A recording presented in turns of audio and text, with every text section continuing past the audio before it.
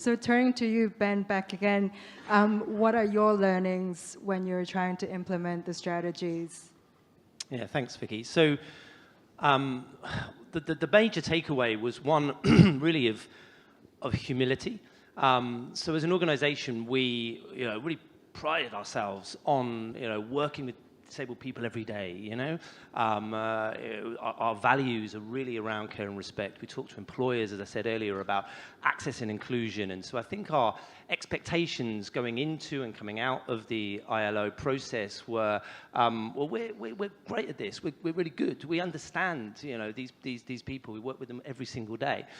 And I, remember getting my leadership team together, and we went through the results, and some of the faces were just really like agog. They couldn't believe that we were in some areas, actually pretty poor, foundational. We hadn't done, really half as much as we needed to do in those spaces. So look, in some areas we were great, so some of the fundamentals, care and respect and equity and fairness, culture was really good.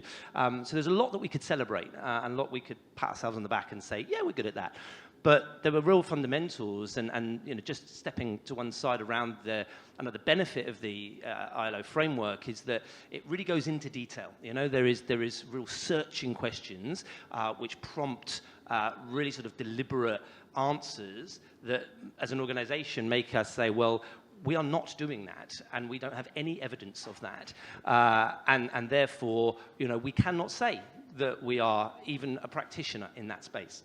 And so, yeah, there was a big sort of surprise and a sort of shift in mindset of our executive team, certainly locally in Singapore, and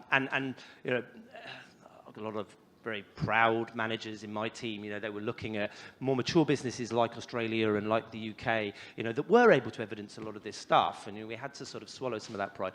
So that was a really interesting experience, and for some quite a surprising experience.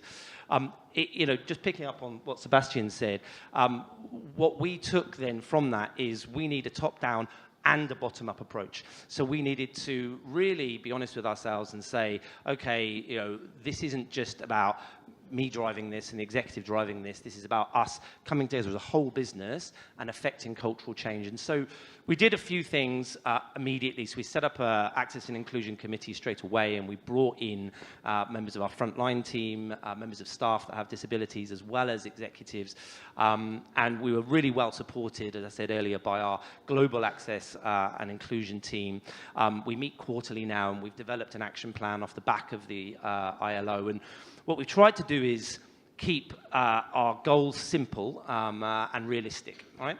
One of the other experiences, I suppose, of the ILO process was that there's a lot, right? There's a lot of questions. It really searches the organization and challenges the organization across a lot of different areas. And so what I wanted to do was just say, well, we're going to make practical steps. We're going to achieve stuff that we can talk about incrementally